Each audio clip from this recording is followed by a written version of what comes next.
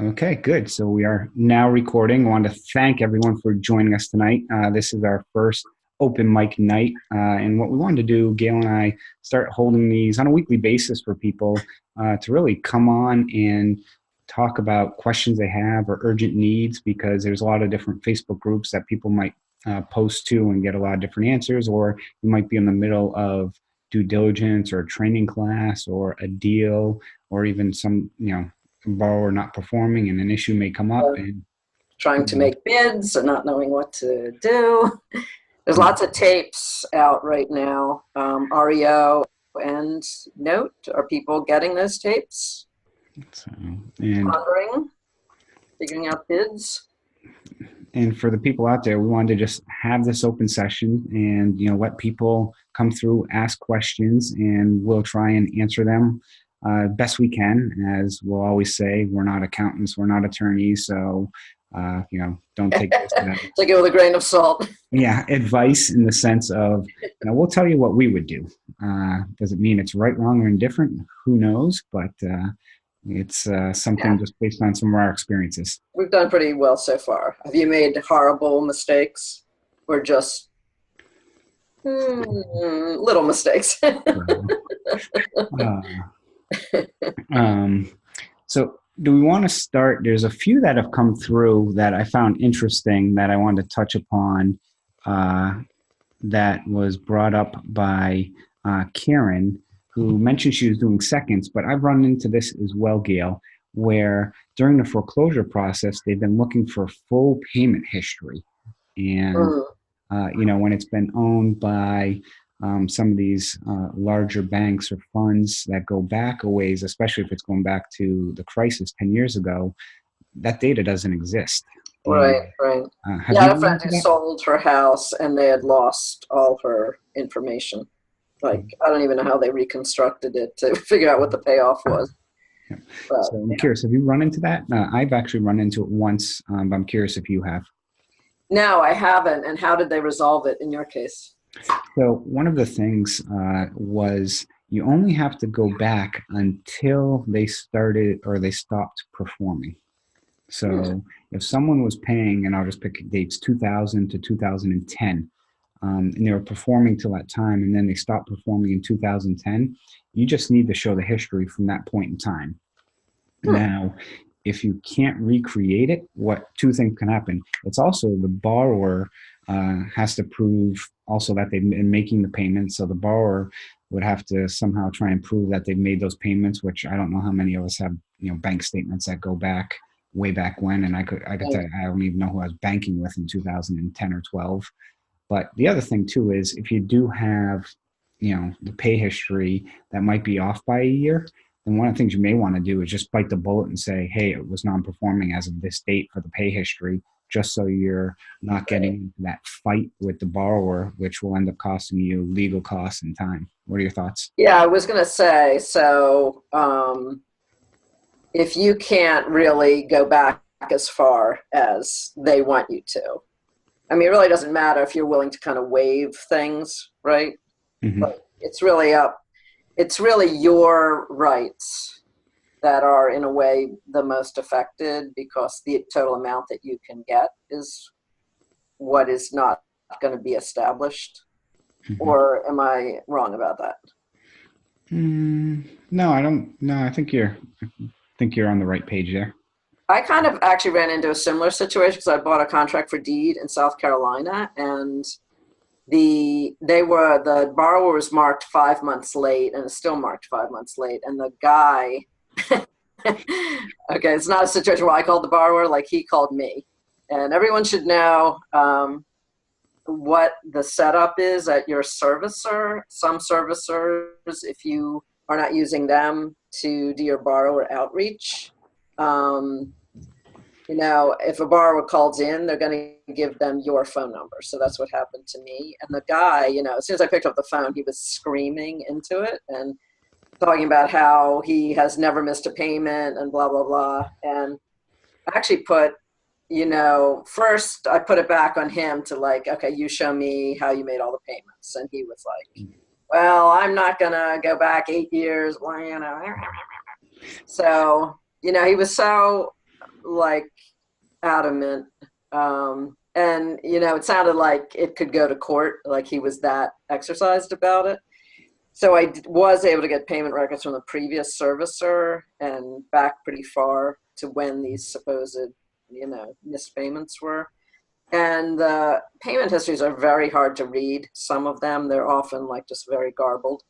So, I was able to determine that it didn't look like anything was missing. Like I couldn't really read them, but I could see that there were like 12 payments most years. So I just kind of like, all right, Yeah. we're just going to call it even. Yeah, and if people on here want to kind of see a pay history, I'll pull one up right now on the computer too, just so you can see kind of the confusion. Yeah. In case you have trouble sleeping, this will really help. You could read this. So, I just want to say too, like, I don't know why I look like I'm wearing white powder on my face, but I can't seem to do anything. It's your lighting. It is my lighting, but why? But Karen, I hope that answered, the question. And again, I talked to your attorney because certain states are also different. And second, Gail and I typically don't play in the seconds realm, but I'm guessing it's the same as first. When you're foreclosing, it really won't matter whether it's a first or second. But try and piece together as much of that pay history as possible, and try and find out, who went back through the time to find out who the owner of the note was and who they had servicing. One thing that I make sure is when I look at assets I buy, I make sure that nothing I've bought to date has been self-serviced, because that can just lead to a lot of problems later on. Yeah, I would say too, like something that you and I do routinely, but I don't think everyone does. We always, when we're doing due diligence after an accepted bid, we always ask for the pay history right then and there. You'll get, sort of as much as you can easily get at that point. Like if the person you're buying from has only had it for a short time, getting that previous pay history could be very challenging. But at least you would have, the more recent stuff. Okay. One quick thing, question answer for Rudy. He asked about our Facebook group called Notes and Bolts, where we have a toxic asset list. And under the announcement section, Rudy, there's a link to where you can click on that link and fill out a quick form, and it'll send you a link for those assets. And what that consists of is a lot of us have been buying land contracts or contract for deeds over the past year, and those can get pretty hairy and messy in regards to the collateral. So ones that have either burnt down, the house isn't there, or there could be $100,000 worth of liens on the property. I'm trying to save people the $135 fee for the O&E report that it's already there, and we've already put the history for it up on that list. Right. So speaking of Rudy has asked if we can discuss licensing requirements of being a note buyer. Mm-hmm. Do states require note buyers to have a license to purchase notes? Okay. That's an interesting question, Rudy, with many possible answers. So the states, so Georgia is a state with licensing, and it's interesting. I was on their website last week, and there was another comment that it was updated from like September that said it was once you hit 5 notes. So it's, Georgia is one of those states that it's real fuzzy in regards to whether you need a license to buy. Even attorneys don't really agree on what the rules are. I find I've gotten very different answers. So one of the rules, so just without getting into the weeds, Illinois is a state where you need a license. Normally people can fly under the radar unless they need to do something legal. That's when it's going to become an issue. Kentucky has very strict rules and very steep fines. If Kentucky, you have to have $1 million to get the license. You can't. Don't buy in Kentucky. It's usually for lenders, mortgage lenders that basically lend money. For note investors, it's not a note investor friendly state. And there was some rumblings about Maryland. Maryland, you do not need a debt collector's license. There was some rumblings the last 8 months about that, needing it, not needing it. But that has come through and passed down that you do not need a debt collector's license in Maryland. Yeah, so I've heard that Washington State also, but Mm. I'd say, I have seen very few Yeah. notes from there. I mean, they tend to be, as you can imagine, like Mhm. higher value, though when you get outside of like the big cities, there are plenty of kind of rural and small town properties that are not as expensive and you could conceivably, but it's funny that there's certain areas of the country that you tend not to see a lot of Mhm. notes from. And I think, I don't know what your theory about this is, Chris, but it seems like, take California, for example, like the hedge funds that buy notes from banks, the big ones, like the normal thing that happens is that they'll keep the best ones, Mhm. and they'll Yeah. sell off the worst ones. And then there might be like a middle group that they'll kind of try to work for a while. And then if it Mhm. goes badly, they'll sell them. And if they Yeah. get them to work, they'll keep them.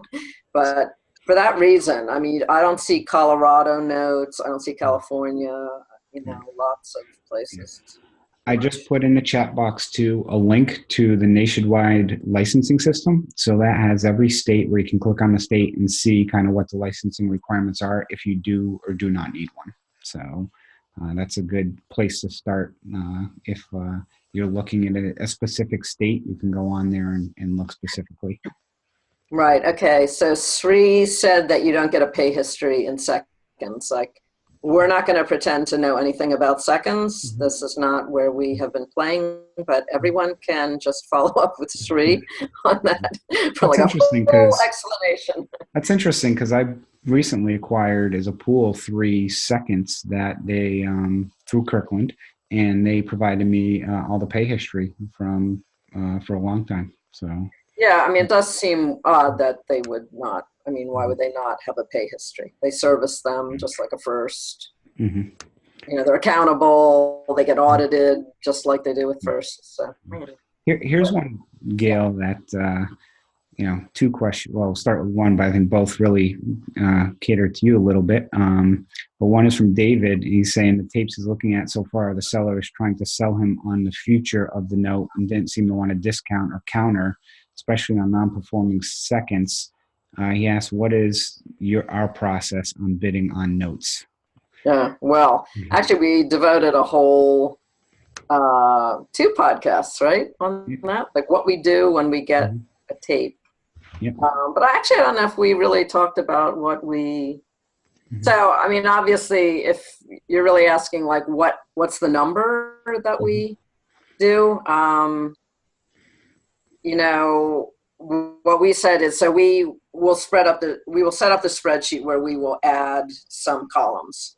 Mhm. And I always put right next to the UPB column, I put a column that is like the UPB times a certain percentage based on Mhm. what I historically have been successful with or what I hope I can get it for from that seller. And then I do another column where I do ROI if I get it at that price. So that formula in that Mhm. column is PI payment times 12 divided by that bid price that I'm hoping to get it at. And if some of you are not familiar with spreadsheets and creating formulas, that's something we can kind of cover at another time. But basically, I think this is not uncommon. I mean, I basically will, if the ROIs are low at what I think the price is going to be, like you can flip it around and just be like, okay, what price would I have to acquire it at to get 30% or 25% or whatever you've decided is your sweet spot. And you can create a formula too that will use UPB and your PI payment to tell you what that bid price is going to be to I give don't know you. if it's backwards. Here's a quick, Yeah, okay, I'm mine showing back. Here's a quick, simple one way to just do a quick cross check. Like you, a little different than you, Gail. Take your monthly payment, multiply it by 12, divide it by zero point 0.3. That's kind of one that'll give component, you 30% ROI. 30%. And then by no means is that the solution. That's the ballpark. But you also want to take the UPB and multiply it by, whether I follow the stair step method, which I know you do by Scott Carson, On, assets under 20,000, it's 25%. 30,000 multiplied by 35%, 40,000, 40%, kind of in that ballpark. But you kind of get a range. You've seen my calculator, which is very complex, and at the end of the day, frightening, terrifying. Yeah, at the end of the day, your calculator is really, the minute you hit enter, your number's wrong because what you put in there is never going to truly happen. But just to give kind of people an idea, and from that, but I would recommend from a bidding perspective. I know we both learned from Scott, and he's got a great 3-day class on just how he breaks down. He actually has a YouTube video that's like 3.5 hours long. So if you go Scott Carson and search by the length of time, pick the longest video. I watched it like 3 years ago, and it was like, wow, he really got into the details on how to. That's a lot of details, 3 hours. I hope like 2.5 hours were just him singing a song. No, he was going asset by asset through, and he was going on Zillow. Actually, and Trulia.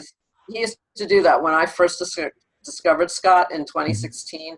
I was visiting my daughter at college, and she was in class one afternoon, and I literally just watched Scott breaking down a tape asset by asset for like 4 hours. And that was, I think he talks a lot now. Those were the days. So anyway, okay, enough about that. Okay, so Gail, I've got a partner of mine, Andrea. She's also looking at turnkey rentals, also trying to build a rental portfolio, which I know you're doing as well. Very cool. And what she's discovering is that the turnkey providers are jacking up the price. So prices in the neighborhood might be 40, 50 grand. They're trying to sell it turnkey at like 60,000 with the tenant in there and stuff. So you don't have any equity in the deal. Are you seeing that as well? And what are your comments on that? Well, they feel they're entitled because they've done all the hard work of renovating and then screening the tenant and getting that all set up for you. So this isn't an easy answer because it requires you to take on more responsibility. But I find the way to go is to identify some markets where you think you want to be and locate a property manager that hopefully is either also a contractor or has contractors that he works with his other landlords that he manages, his other clients. And, basically put together like a little ground team. You need a realtor, you need a property manager, and you need a contractor.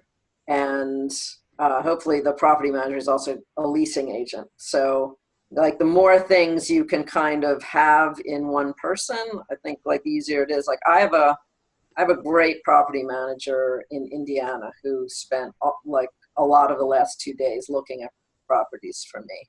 And I gave him a very like strict formula of what I'm looking for, of like exactly how much rent I want for the amount of money that I have invested. And I also told him that the taxes cannot be more than 1 month's gross rent. So this gives him a very specific, thing to look for.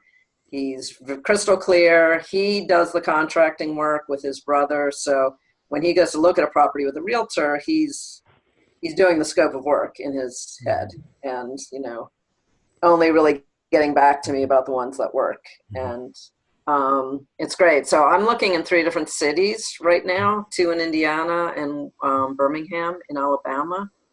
And I think I have found a property manager in both Gary, Indiana and Birmingham, but they are not the kind of people who are going to run around and look at stuff for you. Like for that, there's an awful lot of people out there who have skills and have, they might be property managers and are dying to understand how we do what we do and like, how do we have the money to do what we do and how, how does it all work? And if you can find someone like that who's reliable and skilled, it's, that's when I am like all in on that town. It's like, I'm going to find everything I can in that town.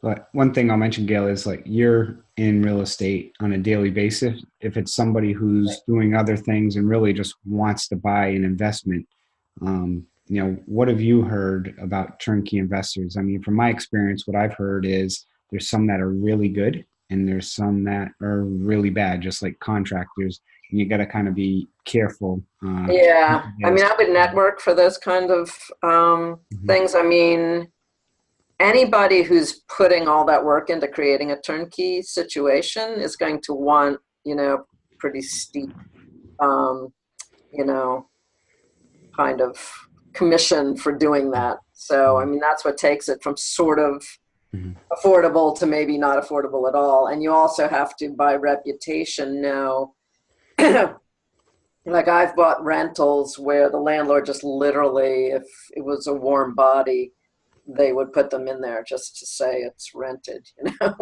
So you have to be, you have to ask for, like show all the screening that you did for the tenant.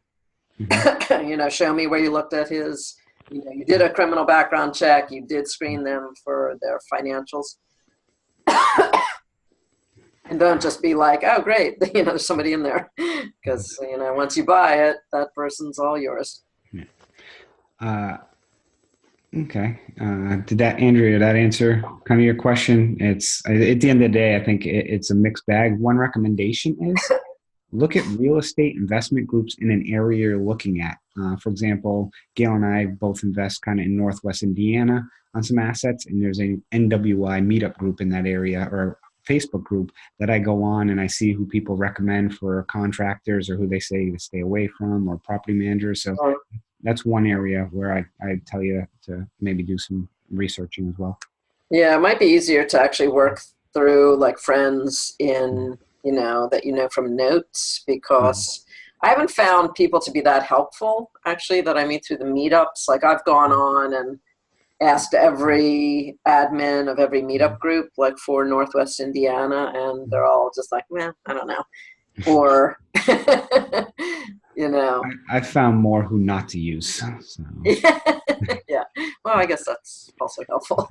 so, here's another one from Karen, who asks, what differences have we found in pursuing a foreclosure with a contract for deed versus a non-performing note? Right. Well, obviously, you don't foreclose a contract for deed, um, Asterisk. unless Yes. it's that darn Ohio. Um, there are some places. Okay, so there's lots of states in America. They all have different rules about how you take back a house, depending. I mean, typically a note has to be foreclosed and a contract for deed has to be, you go through a simpler, hopefully more streamlined and cheaper process called a forfeiture. But depending on where you are, that may or may not be true. And Ohio is the notorious exception, because if a contract for deed is more than 5 years old, or the borrower has paid down at least 20% of their loan, their original UPB, you have to foreclose. And foreclosure, this is all you, buddy, because I've never done it in Ohio. Tell Okay. them the price, Chris.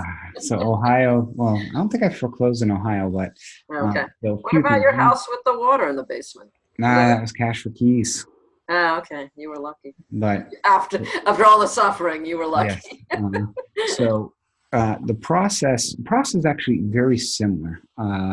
So first thing you'll do is, no matter what, is you'll have your attorney send a demand letter, which is you'll need to get what the current reinstatement is and the total payoff from your servicer. And we use Madison, and you can actually run those reports yourself. They don't tell you that. They'll charge you $15 a pop, but you can actually run them yourself. Right. And just as a note, you can't really do any of this until your deed is recorded, and that takes a while. So if you buy the thing and you're just like, okay, let's go, like, you can't necessarily Yes. start immediately. On contract for deeds, it does take a little bit of time. Get your doggies. To get the deed recorded, but once all the paperwork's in line, there's a demand letter that goes out, whether it's a foreclosure or a contract for deed. And once that happens, after typically 30 days, the attorney will file with the courts. And that's really where the difference happens, depending on judicial and non-judicial state. In a contract for deed, it's like evicting a tenant. It's a little more involved in that, but it's really just like an eviction process where it can file with the court. A person will have 30 days to respond to the complaint. If they don't respond, then typically the courts will just rubber stamp it and cancel that contract for deed.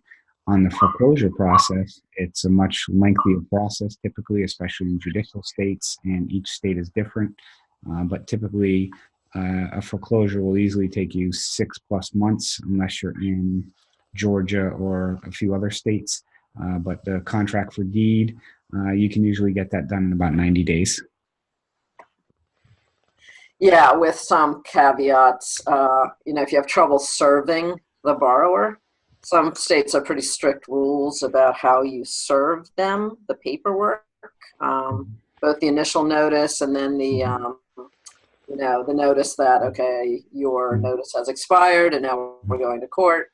Like in total frustration, I tracked down a borrower in Indiana because I just, after, the court, after the notice expired, we tried to get a default judgment, which is like, okay, we wrote to them, they didn't respond, like they owe the money, like hand it over. The court was like, no, you only mailed the letter, you didn't hand it to them, you did this, you did that. And the next step, for some reason, because the borrower had moved and the attorney, I guess, didn't want to try to figure out where they were like, well, we have to publish the service, and publishing, I just found out in Georgia, and I guess it's similar in a lot of places, publishing means you put it, it's expensive.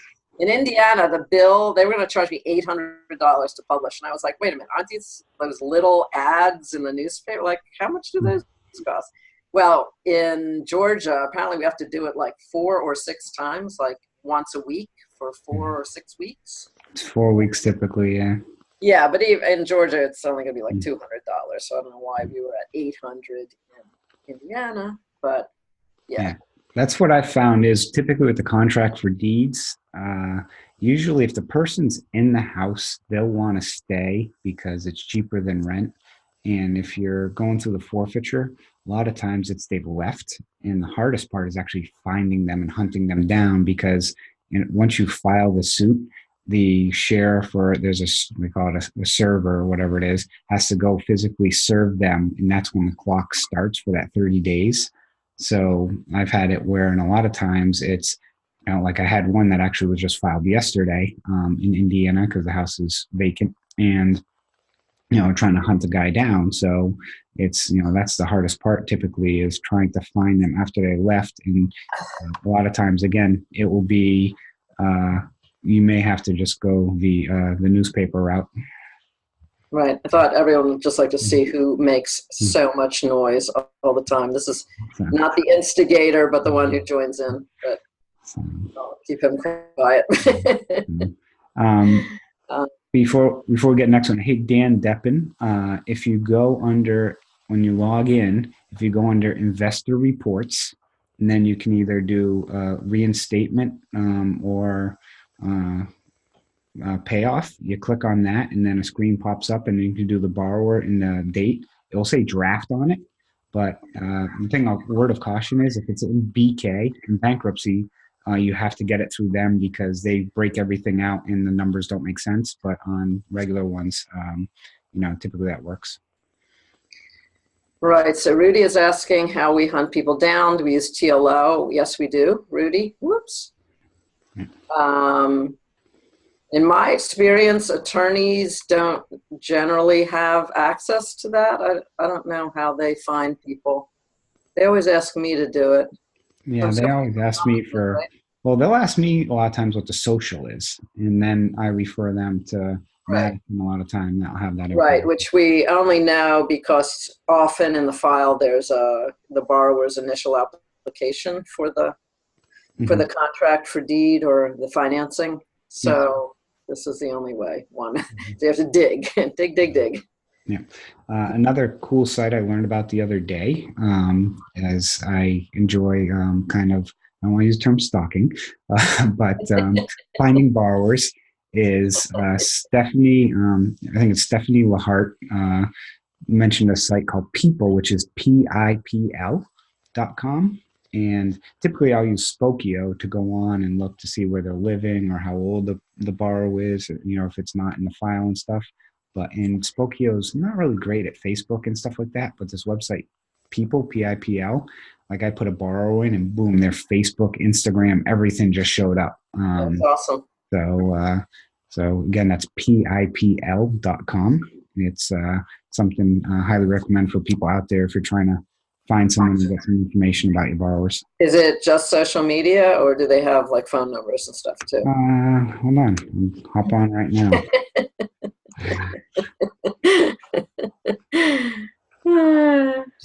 In real time, ladies and gentlemen, it's happening. So I would share my screen, but I'm looking you up, Gail. So. I know, you just don't want to stop looking at my little baby Jake, who's being such a lamb right now. I can't believe how quiet. I've discovered the secret. I just can't put him down ever.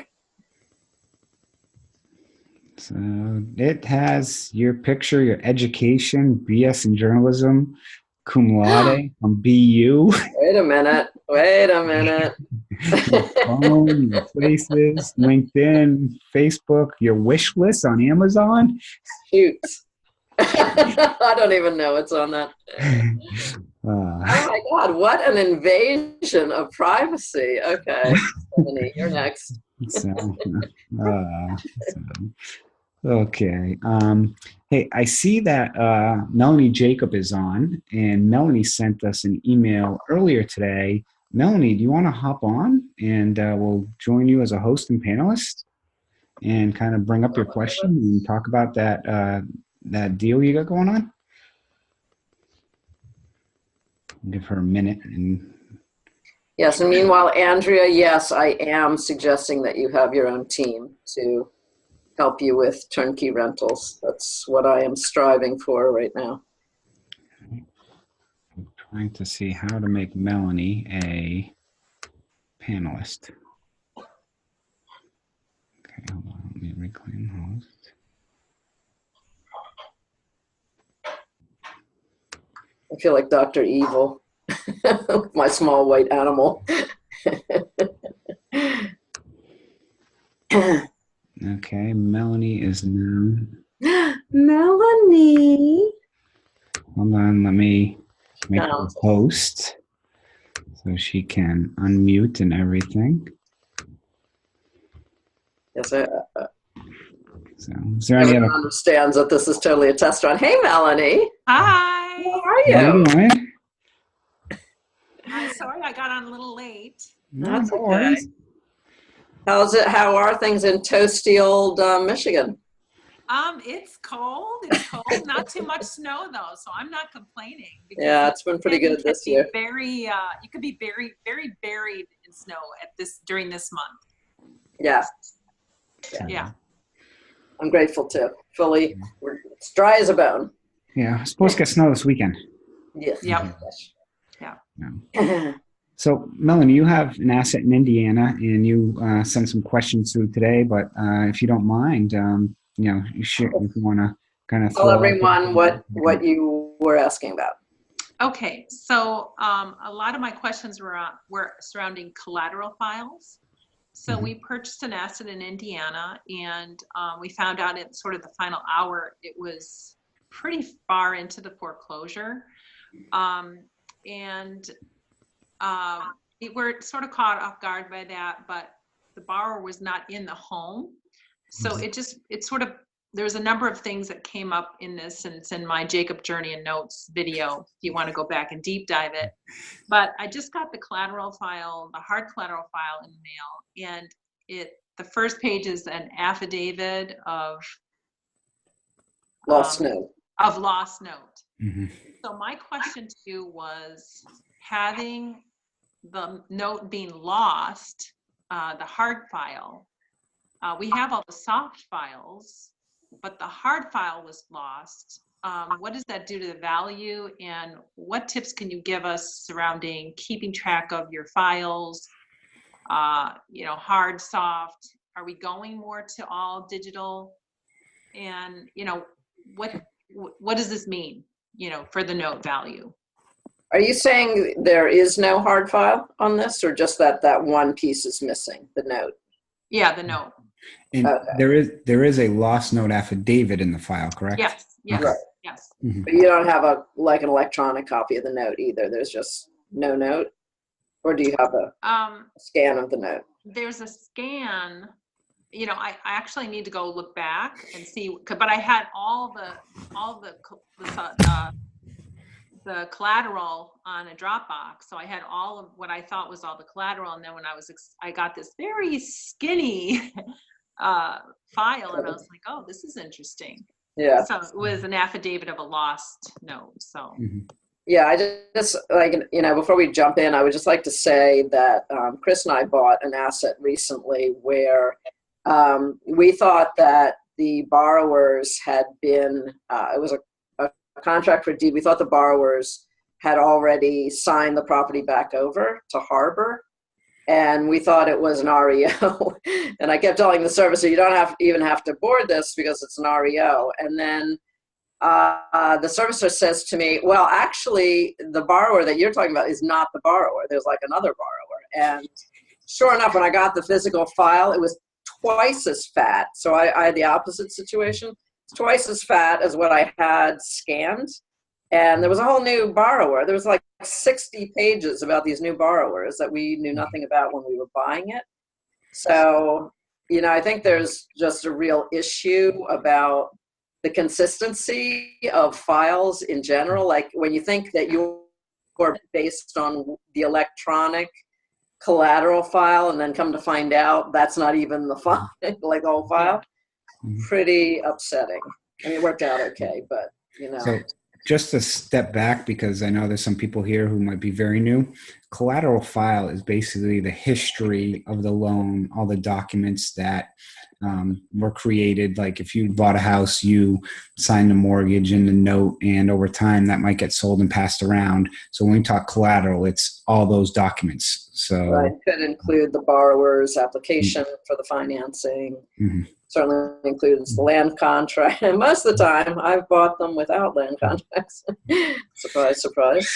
So yeah.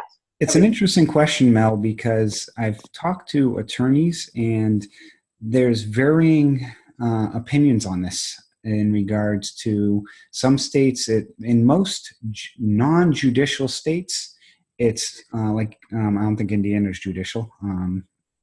It's not a problem. In judicial states, it can be a little more complex. In judicial states, typically the lost note affidavit has to be executed by the person who actually lost the note. So if you had bought a note, call it in a judicial state, and there was no note, typically I don't think you can create that lost note affidavit. It has to be done by others. So can an Orion create it, or do they have to go back to the original company, you're saying?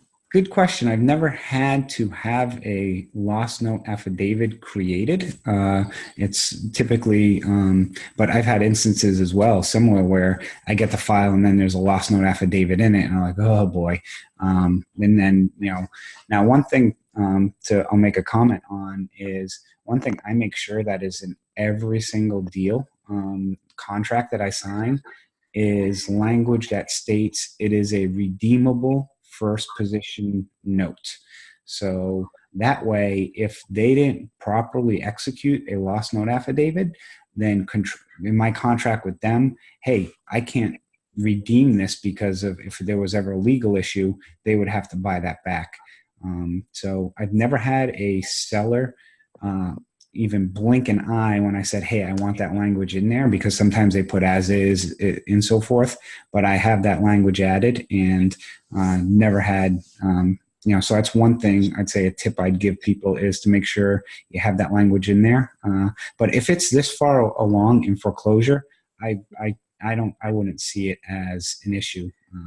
Yeah, they've obviously crossed that bridge already, because the review of the collateral is kind of the first thing that the attorney does. I'm actually right now, Melanie, foreclosing on a place in Pennsylvania, in Pittsburgh, and we knew before we bought it that there was a lost note affidavit, and Damian Waldman, attorney from Florida, told me right from the get-go it's not a problem. So I hope he's right. I did feel more or less obligated to hire him since he was the one who told me. So, so do you have any tips on, you know, how to best sort of, or review the process of how to, you know, how do you store your soft collateral files? What do you do with your hard collateral files? I know people will store them for you, but as a beginner, we're keeping them in a locked, you know, place. But I just wanted to know practically, like, what would you do, and what are some steps that you do to assure that these things are really like the value, right? That's the paper, right? The note. Yeah. I actually, so Chris again laughs at me because I'm such a do-it-yourselfer, but I have 2 chests in my living room right now that are about the size of large coolers, and they are fireproof safes. They weigh a ton. It's good to get like the little rolling cart underneath so you can at least push them around when you're vacuuming. But yeah, they hold a ton. They're legal size and they hold a ton of stuff. So what I'm going to start doing, because I don't want to have 3 of them. I already have 2. It's ridiculous enough. You can make them look like coffee tables. But I'm going to start moving. I have also a bank safe deposit box that's big. And the stuff that's really not active, I'm just going to start moving into that.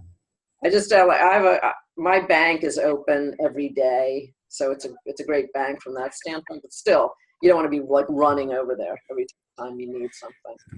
So I do the opposite. So I started out using, and I see Sri put mentioning about Richmond Monroe. I started out with them, and I thought their fees were exorbitant for what they were charging me, because they were charging me for every deficiency. So if there was a missing assignment, they were charging like $100 to basically just note it, not fix it, just to actually put it on a piece of paper. So I switched over to Orion, which is now part of Metasource. They are out of Texas, and like everything in notes, it seems. And what happens is when I get a collateral file, I email it to them, and they create a report that actually says, here's the missing assignments, or here's what's missing, here's what's good, here's what's not. Here's what's worded incorrectly, so it has to be redone. Yeah. So they'll do that on the soft collateral, and then when they get the hard collateral, they'll double check it to see, and the total cost of that is $40. Oh my gosh. And okay, done. Awesome. So, and then they'll store the collateral for you as well. So it's the minimum they have is $10. It's like 25 cents per loan, but the minimum is like $10 per month. So if you have like 10 loans, it's $1 per loan. But so the reason I do that is because, I'm, working full time and everything else. If I need to send the attorney the original note or something, it's going to take me days to get to the post office. So they send out that day. I will mention that I spoke to a firm today. I won't say their name yet because I haven't used them, but they came highly recommended. And what they actually do is, if you're buying a note, they will take the collateral, what's called under Bailey, BAILEE, where the seller will actually ship them the hard collateral, and they will do a collateral review for you, similar to like Orion does. And then they'll store it and hold it. And then if you buy the note, they just keep it, and then they'll do all the recording and everything for you. So it's kind of similar to like Orion. I don't know what their cost is yet, and I haven't used them. Somebody mentioned them to me, so I just wanted to call and just reach out to kind of get their options. But Orion, Karen, yep, ORION. They're part of Metasource now, is who Orion is under. I think it's OrionFGI.com. Is who I use. And I know a few other people, I think Chad Erbshot, I referred him to them. And, they're a big firm. So sometimes something might get missed or lost and so forth, in the sense of, a file that you just should audit your files every month to say, if I have 10 notes, they have 10 files, because sometimes it might get placed under somebody else, but it's still there. Hope that answered your question. Thank you. Oh, good. Okay, so I'm going to cut you off for now, Mel. Sorry. Bye. Not sure Mel goes into the void. Okay. Let's see. So everyone wants your redeemable first position note language. Yeah, I'll send that out to people as well. Okay. Okay. Anybody else have questions? I thought I saw Patty Pet on here. Patty, haven't heard from you in a while. You out there? So actually, I think she fell off. But so I can share a question. Okay. That I got through. I'll just get to it. I was going to say, I'm opening my other computer to see. I know some questions came through today. Oh, okay. All right. So this is from someone who owns a 2 contracts for deed in Birmingham. And they say, we have a rescission of agreement for deed and a quitclaim deed of release drafted. I've never even heard those 2 terms. Have you? I'm guessing that it is a land contract cancellation. Yes, a rescission of agreement for deed. So I've seen cancellation of agreement for deed, release. I guess this is just another way of slicing. You say potato, I say potato, and a QCD. So quit claim deed of release. Like I don't know what that means. Yeah, you wouldn't need to if you have a borrow on an agreement for deed, you wouldn't need, and again, maybe in Alabama you do, but in most instances, the deed is in your entity's name and they have an agreement for deed, which is a separate document. You would typically only need a cancellation of that agreement for deed. The other thing is, if they're still living there, you'll want to get a surrender of possession, which is basically they got to be out by a certain date. And after that date, whatever's left is yours. Yeah. So, we should probably just explain, when you buy a distressed contract for deed versus a traditional note, the house itself gets deeded to you, and the agreement for deed or contract for deed, you will get an assignment of that from the seller to you. But you own the house with all the implications of that.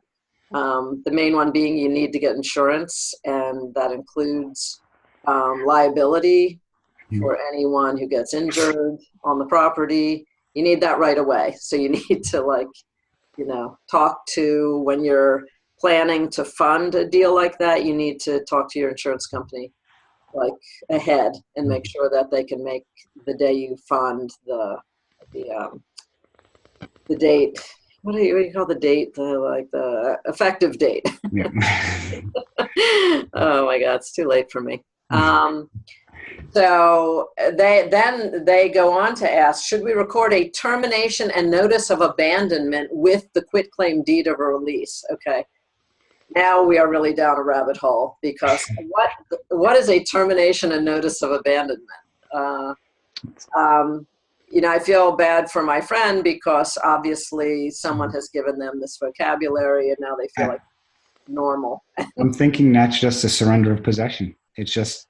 Yes. Well, notice of abandonment kind of sounds like you left and now we're sending you a letter that says, we see that you've left, and this is actually a cash for keys situation. So all of this is really kind of overkill, and maybe not even the right, the right documents. But first of all, this person bought this contract for deed and did not record the quitclaim deeds. And I believe 2 transactions of quitclaim deeds have also not been recorded. So they have to record all 3 before they even technically own this house to be able to Well, sign this cash for keys. what I would say is tell that person, make sure they record those documents In before order. they have those documents signed, because you're having somebody sign something Hmm. that you don't even have possession of that property. And that's something that I've learned,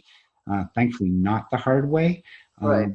where doing due diligence on a deal where the agreement for deed was signed. It was actually recorded in this state because they needed to record them. I think it was Ohio, actually. It 'Cause was. here we are with Ohio. Um, that it was recorded before they recorded their deed. So they had this person agreement for deed recorded prior to them actually owning the house, which is a no-no. Yes. And so there's two things. One is you have to make sure that these 3 deeds get recorded in the proper order. So I do a lot of e-filing, and in Birmingham, it's very easy to do. It's like the one bureaucracy in Birmingham that works really, really well. If you e-file something, literally within like half an hour, it comes back as recorded. And that doesn't happen anywhere, so it's pretty funny.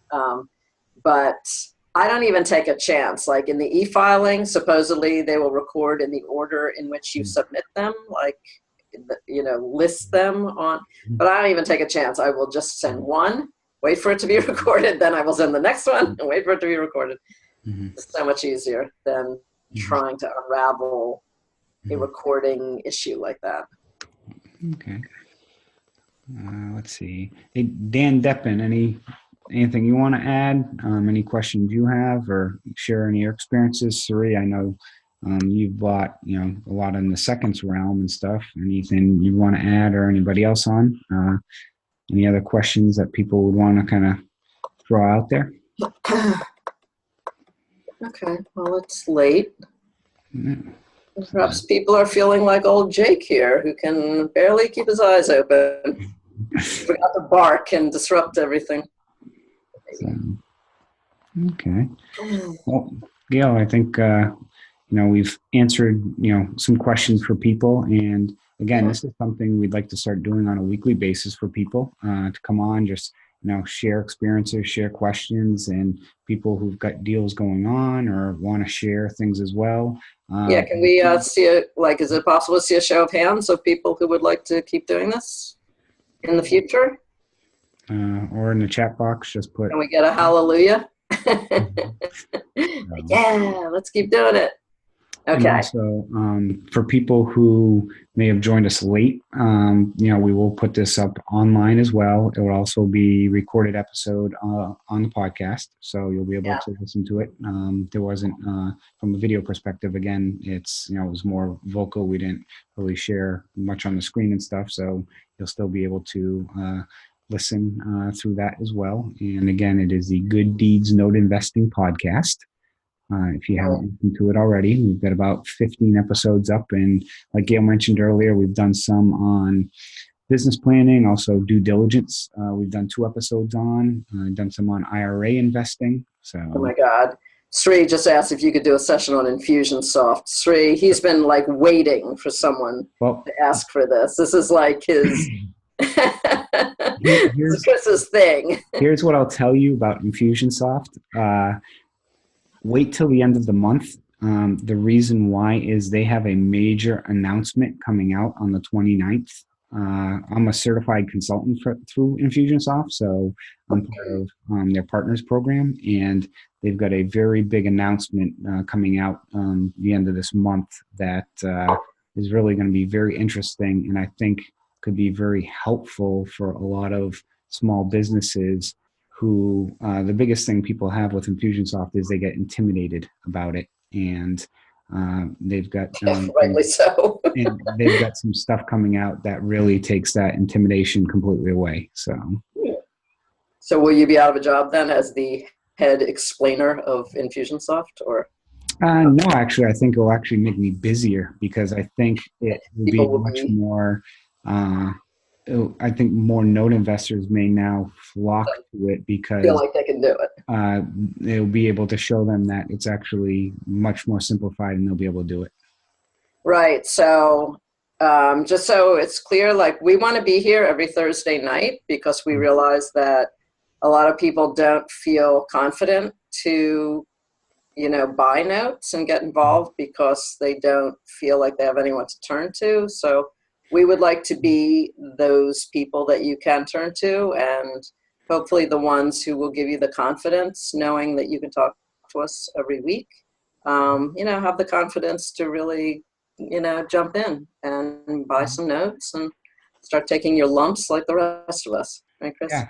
And if people also, have experiences, or we're talking about something that you have experience on, please let us know. We'll, as we pulled Melanie on today and stuff, we have no problem, bringing you on. We're not, our egos aren't, super big where it's just us. We want to be everyone part of this group and kind of collaborate as an effort, because there's the Facebook groups where you can definitely get a lot of information and stuff, but I always find communicating face to face or, in person in this type of fashion, you can learn a lot more and you can understand things, because sometimes you read a post and you may misinterpret it. Good point. Okay, perfect. Wonderful. So hopefully we'll see you all back next week. Yep. Bring your friends. Yeah. And Kids. And for people that do want to register for next week, tomorrow it's going to be the same website.